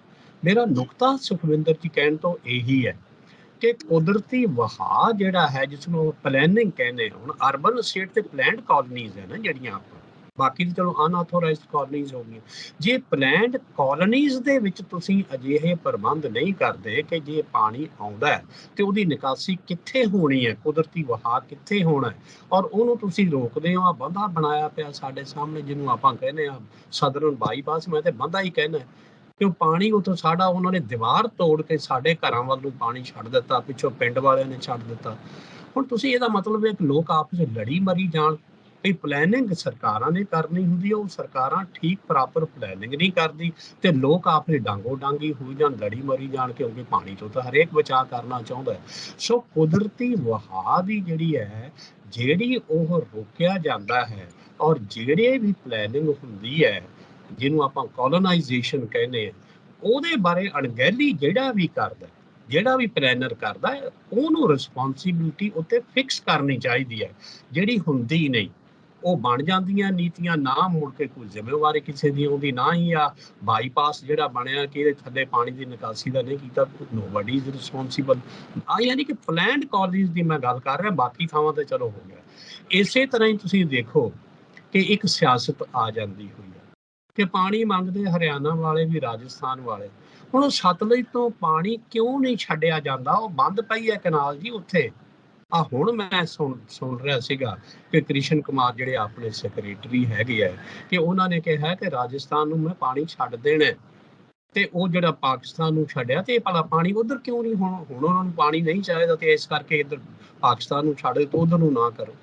ਇਹ ਕੋਈ ਤਰੀਕਾਕਾਰ ਨਹੀਂ ਹੈ। ਯਾਨੀ ਕਿ ਜਿੱਥੇ ਆਪਾਂ ਕਹੀਏ ਕਿ ਨੀਤੀਆਂ ਸਪਸ਼ਟ ਹੋਣੀਆਂ ਚਾਹੀਦੀਆਂ ਨੇ, ਮਾਰ ਪੈਂਦੀ ਤਾਂ ਸਾਰਿਆਂ ਨੂੰ ਬਰਾਬਰ ਮਾਰ ਪਏ ਨਾ, ਮਤਲਬ ਇਹ ਥੋੜਾ ਵੀ ਇੱਕ ਥਾਂ ਤੁਸੀਂ ਬੰਦੇ ਡੁੱਬ ਜਾਣ, ਦੂਸਰੇ ਪਾਸੇ ਪਾਣੀ ਨਾ ਜਾਏ, ਇਹ ਕੋਈ ਤਰੀਕਾ ਹੈ? ਕੁਦਰਤੀ ਨਿਆਂ ਦੇ ਉਲਟ ਹੈ। ਸੋ ਇਹ ਦੋਨੋਂ ਹੀ ਚੀਜ਼ਾਂ ਮੈਂ ਸਮਝਦਾ ਕਿ ਇੱਥੇ ਪਲੈਨਿੰਗ ਦੀ ਲੋੜ ਹੈ, ਸਪਸ਼ਟ ਨੀਤੀਆਂ ਦੀ ਲੋੜ ਹੈ।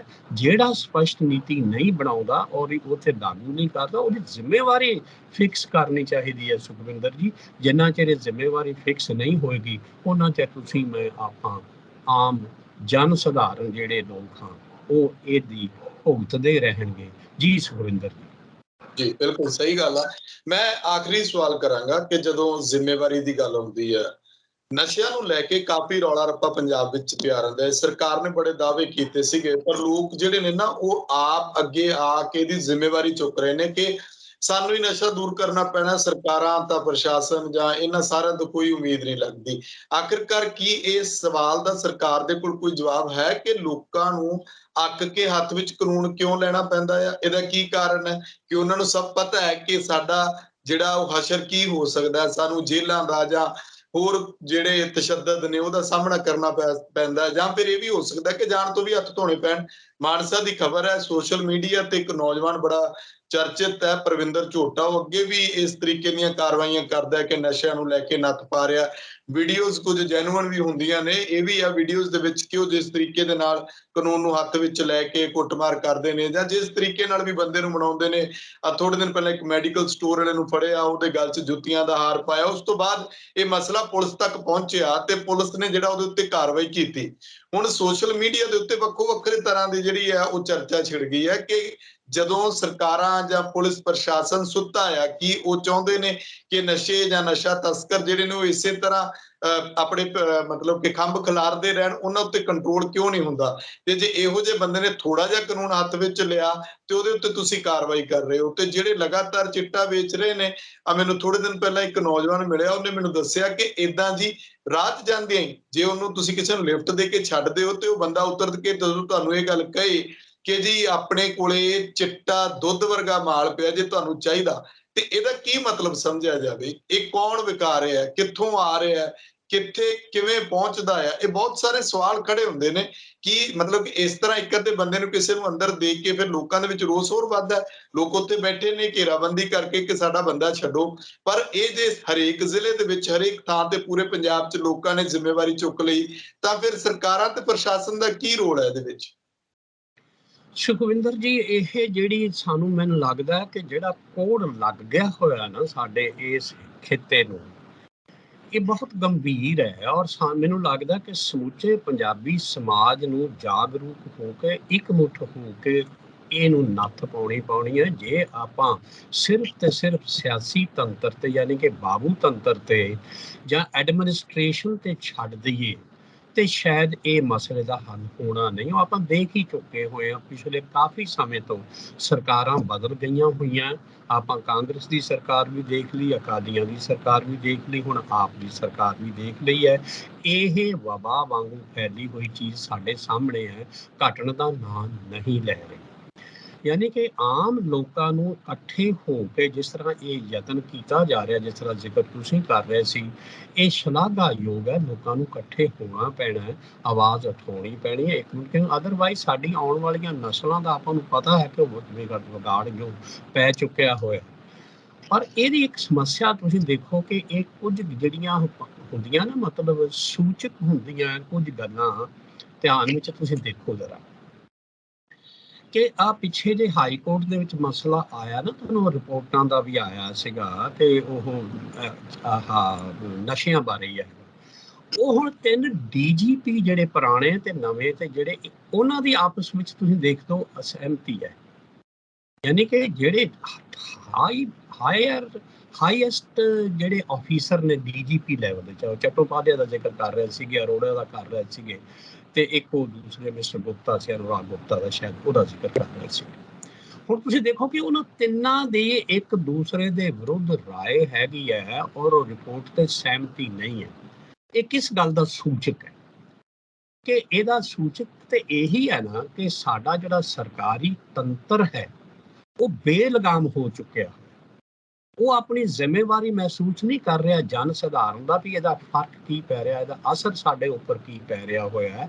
ਉਹ ਇਸ ਕਰਕੇ ਮੈਂ ਜ਼ਿਕਰ ਤਾਂ ਹੀ ਕਰ ਰਿਹਾ ਸੁਖਵਿੰਦਰ ਜੀ ਕਿ ਆਮ ਲੋਕਾਂ ਨੂੰ ਇਕੱਠੇ ਹੋਣਾ ਪੈਣਾ, ਉਹਨਾਂ ਨੂੰ ਉੱਠਣਾ ਪੈਣਾ। ਹੋਰ ਇਹਦਾ ਕੋਈ ਹੱਲ ਨਹੀਂ ਹੈ। ਪਰ ਸਿਰਫ ਤੇ ਸਿਰਫ ਇਹਨਾਂ ਜ਼ਰੂਰ ਧਿਆਨ ਰੱਖਣ ਦੀ ਲੋੜ ਹੈ ਕਿ ਕਈ ਵਾਰੀ ਨਾ ਓਵਰਡੂ ਆਪਾਂ ਕਰਦੇ ਕਿ ਉਹ ਆਪਣੀ ਈਗੋ ਨੂੰ ਸੰਤੁਸ਼ਟ ਕਰਨ ਵਾਸਤੇ ਕਿਸੇ ਦੇ ਗੱਲ 'ਚ ਤਰ੍ਹਾਂ ਦਾ ਹਾਰੀਏ। ਇਹ ਗੱਲਾਂ ਮੇਰਾ ਖਿਆਲ ਹੈ ਵੀ ਇਹ ਅਵੋਇਡ ਕਰਨ ਦੀ ਲੋੜ ਹੈ। ਉਹਨਾਂ ਬੰਦਿਆਂ ਨੂੰ ਕਾਨੂੰਨ ਦੇ ਹਵਾਲੇ ਕਰਨਾ ਚਾਹੀਦਾ ਤੇ ਉੱਤੇ ਪਹਿਰੇਦਾਰੀ ਦੇਣੀ ਚਾਹੀਦੀ ਹੈ ਕਿ ਕਾਨੂੰਨ ਦੇ ਮੁਤਾਬਕ ਉਹਨਾਂ ਨੂੰ ਸਜ਼ਾ ਮਿਲੇ। ਨਾ ਕਿ ਇਹ ਹੋਏ ਕਿ ਜਿਹਨੂੰ ਆਪਾਂ ਕਹੀਏ ਕਿ ਬਨਾਨਾ ਰਿਪਬਲਿਕ ਤੇ ਹੈ ਨਹੀਂ ਕਿ ਤੁਸੀਂ ਆਪ ਹੀ ਸਜ਼ਾ ਦੇਣੀ ਸ਼ੁਰੂ ਕਰ ਲਓ। ਉਹ ਰੂਲ ਆਫ ਲਾ ਦੇ ਮੁਤਾਬਕ ਹੀ ਹੈ। ਲਾਅ ਨੂੰ ਅਸੀਂ, ਕਾਨੂੰਨ ਨੂੰ ਇਸ ਤਰ੍ਹਾਂ ਲਾਗੂ ਕਰਵਾਈਏ ਕਿ ਤਾਂ ਕਿ ਉਹ ਅਸਰਦਾਰ ਹੋ ਜਾਏ। ਸਿਰਫ ਤੇ ਸਿਰਫ ਸਰਕਾਰੀ ਤੰਤਰ ਤੇ ਨਾ ਨਿਰਭਰ ਕਰੀਏ, ਸਰਕਾਰੀ ਤੰਤਰ ਨੂੰ ਮਜਬੂਰ ਕਰੀਏ। ਲੋਕ ਰਾਏ ਜਿਸ ਨੂੰ ਆਪਾਂ ਕਹਿੰਦੇ ਆ, ਉਹ ਸੰਗਠਿਤ ਕਰਨ ਦੀ ਕੋਸ਼ਿਸ਼ ਕਰੀਏ। ਸੰਗਠਿਤ ਲੋਕ ਰਾਏ ਵਿੱਚ ਬਹੁਤ ਤਾਕਤ ਹੁੰਦੀ ਹੈ ਔਰ ਉਹਦੇ ਨਾਲ ਸਿਆਸਤਦਾਨ ਵੀ ਡਰਦਾ ਹੈ ਉਸ ਤੋਂ। ਔਰ ਇੱਕ ਗੱਲ, ਲੋਕਤੰਤਰ ਦੀ ਤੇ ਮੁੱਢਲੀ ਸ਼ਰਤ ਹੀ ਇਹੀ ਹੈਗੀ ਹੈ ਕਿ ਜੇ ਤੁਸੀਂ ਆਪਣੀ ਆਜ਼ਾਦੀ ਨੂੰ ਔਰ ਲੋਕਤੰਤਰ ਨੂੰ ਕਾਇਮ ਰੱਖਣਾ ਹੈ ਤੇ ਉਹਦੇ ਵਾਸਤੇ ਜਨ ਸਧਾਰਨ ਨੂੰ ਜਾਗਰੂਕ ਹੋਣਾ ਪੈਂਦਾ। ਜੇ ਉਹ ਵਾਈਡ ਅਵੇਕਨ ਨਹੀਂ ਹੁੰਦੇ ਸੁਖਵਿੰਦਰ ਜੀ, ਤੇ ਇਹ ਤੇ ਨਿਰਭਰ ਕਰਦੇ ਨੇ ਕਿ ਕਾਨੂੰਨ ਮੁਤਾਬਕ ਆਪੇ ਸਾਰੀਆਂ ਗੱਲਾਂ ਠੀਕ ਹੋ ਜਾਣਗੀਆਂ, ਸਰਕਾਰਾਂ ਕਰ ਲੈਣਗੀਆਂ। ਸਰਕਾਰਾਂ ਕਦੇ ਨਹੀਂ ਕਰਦੀਆਂ। ਸਰਕਾਰਾਂ ਦੇ ਆਪਣੇ ਮੁਫਾਦ ਹੁੰਦੇ ਆ, ਵੈਸਟਡ ਇੰਟਰਸਟ ਹੁੰਦੇ ਆ, ਬਾਬੂਡਮ ਦੇ ਹੁੰਦੇ ਆ, ਸਿਆਸਤਦਾਨਾਂ ਦੇ ਹੁੰਦੇ ਆ। ਉਹਨਾਂ ਨੂੰ ਮਜਬੂਰ ਕਰਨਾ ਪੈਂਦਾ, ਉਹਨਾਂ ਤੇ ਪ੍ਰੈਸ਼ਰ ਬਣਾਉਣਾ ਪੈਂਦਾ, ਤਾਂ ਗੱਲਾਂ ਬਣਦੀਆਂ। ਸੋ ਜੋ ਇਹ ਯਤਨ ਹੋ ਰਹੇ ਵੱਖ-ਵੱਖ ਥਾਵਾਂ ਤੇ, ਇਹ ਮੈਂ ਸਮਝਦਾ ਕਿ ਹਾਂਦਰੂ ਯਤਨ ਹਨ ਔਰ ਇਹਨਾਂ ਨੂੰ ਉਤਸ਼ਾਹਿਤ ਕਰਨਾ ਚਾਹੀਦਾ, ਪਰ ਸਿਰਫ ਸੀਮਾ ਵਿੱਚ ਰਹਿ ਕੇ ਕਾਨੂੰਨ ਨਾਲ ਆਡਾ ਨਾ ਲਿਆ ਜਾਏ, ਨਹੀਂ ਤੇ ਇਹ ਕਾਊਂਟਰ ਪ੍ਰੋਡਕਟਿਵ ਹੋ ਸਕਦਾ ਹੈ। ਕਿਉਂਕਿ ਕਾਨੂੰਨਦਾਨ ਨੇ ਤੇ ਫਿਰ ਤੁਹਾਨੂੰ ਪਤਾ ਹੈ ਕਿ ਉਹਨਾਂ ਨੂੰ ਲੱਗਦਾ ਕਿ ਸਾਡੀ ਅਥਾਰਟੀ ਚੈਲੰਜ ਹੋ ਰਹੀ ਹੈ। ਉਹਨਾਂ ਆਨੇ ਬਹਾਨੇ ਤੁਹਾਡੀ ਇਸ ਤਰ੍ਹਾਂ ਦੀ ਜਿਹੜੀਆਂ ਇਹ ਯਤਨ ਹੁੰਦੇ ਆ, ਉਹਨਾਂ ਨੂੰ ਉਹ ਯਤਨਾਂ ਨੂੰ ਫੇਲ ਕਰਨ ਦਾ ਯਤਨ ਕਰਨਾ ਹੁੰਦਾ। ਸੋ ਇਹ ਮੌਕਾ ਨਹੀਂ ਦੇਣਾ ਚਾਹੀਦਾ ਸਾਨੂੰ ਐਸਟੈਬਲਿਸ਼ਮੈਂਟ ਨੂੰ ਕਿ ਅਜਿਹੇ ਅੱਛੇ ਯਤਨਾਂ ਨੂੰ ਉਹ ਫੇਲ ਕਰਨ ਦੇ ਬਹਾਨੇ ਲੱਭ ਲੈਣ। ਜੀ ਸੁਖਵਿੰਦਰ ਜੀ ਬਿਲਕੁਲ ਬਿਲਕੁਲ, ਚਾਹੀਦਾ ਤਾਂ ਇਹ ਹੈ, ਸਰਕਾਰਾਂ ਤਾਂ ਆਉਂਦੀਆਂ ਜਾਂਦੀਆਂ ਰਹਿੰਦੀਆਂ, ਅਫਸਰਸ਼ਾਹੀ ਜਾਂ ਮੁਲਾਜ਼ਮ ਜਿਹੜੇ ਨੇ, ਜਿਹੜੇ ਹੇਠਲੇ ਪੱਧਰ ਤੇ ਵੀ ਕੰਮ ਕਰਦੇ ਨੇ, ਉਹਨਾਂ ਨੂੰ ਚਾਹੀਦਾ ਹੈ ਕਿ ਤੁਸੀਂ ਇੱਕ ਭਰੋਸੇਯੋਗਤਾ ਲੋਕਾਂ ਦੇ ਵਿੱਚ ਕਾਇਮ ਕਰੋ। ਖਾਸ ਕਰ ਪੁਲਿਸ ਪ੍ਰਸ਼ਾਸਨ ਜਿਹੜਾ ਆ, ਇਹਨਾਂ ਦੇ ਵਿੱਚ ਵੀ ਬਹੁਤ ਕਾਲੀਆਂ ਭੇਡਾਂ ਸਮੇਂ-ਸਮੇਂ ਤੇ ਸਾਹਮਣੇ ਆਉਂਦੀਆਂ। ਹੁਣ ਵੀ ਵਿਜੀਲੈਂਸ ਨੱਪਣ ਲੱਗੀ ਹੋਈ ਹੈ, ਲੋਕ ਵੀ ਬਹੁਤ ਸਾਰਾ ਕੁਝ ਕਰ ਰਹੇ ਨੇ, ਇਹਨਾਂ ਦੀਆਂ ਵੀਡੀਓਜ਼ ਵਾਇਰਲ ਕਰਦੇ ਨੇ, ਫਿਰ ਉਹ ਸ਼ਿਕਾਇਤ ਪਹੁੰਚਦੀ ਹੈ, ਸਾਰੀ ਕਾਰਵਾਈ ਹੁੰਦੀ ਹੈ, ਠੀਕ ਆ।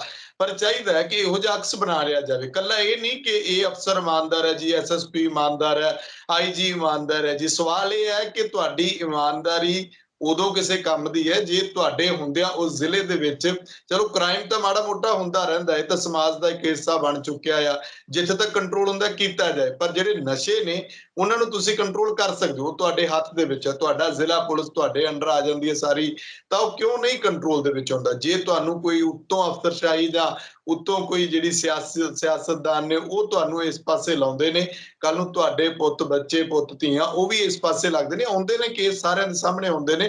ਕਿਸੇ ਵੀ ਮਹਿਕਮੇ ਦੇ ਵਿੱਚ ਕੋਈ ਮੁਲਾਜ਼ਮ ਹੋਵੇ, ਉਹਨਾਂ ਸਭ ਦੇ ਸਾਹਮਣੇ ਆਉਂਦੇ ਨੇ। ਤਾਂ ਇਹ ਰਲ ਮਿਲ ਕੇ ਕਰਨ ਵਾਲਾ ਕੰਮ ਹੈ, ਜੇ ਤੁਸੀਂ ਪੰਜਾਬ ਨੂੰ ਵਾਕਈ ਰੰਗਲਾ ਬਣਾਉਣਾ ਚਾਹੁੰਦੇ ਹੋ। ਨਹੀਂ ਤੇ ਸਰਕਾਰਾਂ ਤਾਂ ਗੱਲੀ ਬਾਤੀ ਹਰ ਰੋਜ਼ ਹਰ ਪਲ ਜਿਹੜਾ ਪੰਜਾਬ ਨੂੰ ਰੰਗਲਾ ਬਣਾਉਂਦੀਆਂ ਨੇ। ਵਿਚਾਰ ਕਮੈਂਟ ਜ਼ਰੂਰ ਕਰਿਓ। ਮੇਰੀ ਇਹ ਕੋਸ਼ਿਸ਼ ਆ, ਤੁਹਾਡੇ ਅੱਗੇ ਅਪੀਲ ਆ ਕਿ ਤੁਸੀਂ ਆਪਣੇ ਜਿਹੜੇ ਵਿਚਾਰ ਰੱਖਣੇ ਹੁੰਦੇ ਨੇ ਉਹਨਾਂ ਨੂੰ ਪੰਜਾਬੀ ਵਿੱਚ ਲਿਖਿਆ ਕਰੋ, ਤਾਂ ਕਿ ਉਹ ਵੱਧ ਤੋਂ ਵੱਧ ਪੜ੍ਹੇ ਵੀ ਜਾ ਸਕਣ, ਆਮ ਲੋਕਾਂ ਦੇ ਵਿੱਚ ਉਹਨਾਂ ਨੂੰ ਮਤਲਬ ਕਿ ਇੱਕ ਲੋਕ ਉਹਨੂੰ ਸਮਝ ਸਕਣ ਕਿ ਤੁਸੀਂ ਕੀ ਲਿਖ ਰਹੇ ਹੋ, ਤੁਹਾਡੇ ਕੀ ਵਿਚਾਰ ਨੇ। ਮੈਨੂੰ ਇਜਾਜ਼ਤ ਦਿਓ। ਫੇਸਬੁੱਕ ਦੇ ਉੱਤੇ ਫੋਲੋ ਕਰੋ, ਤਖਤ ਪੰਜਾਬ ਨੂੰ ਸਬਸਕ੍ਰਾਈਬ ਕਰੋ। ਧੰਨਵਾਦ, ਸ਼ੁਕਰੀਆ ਡਾਕਟਰ ਸਾਹਿਬ ਤੁਹਾਡਾ। ਧੰਨਵਾਦ।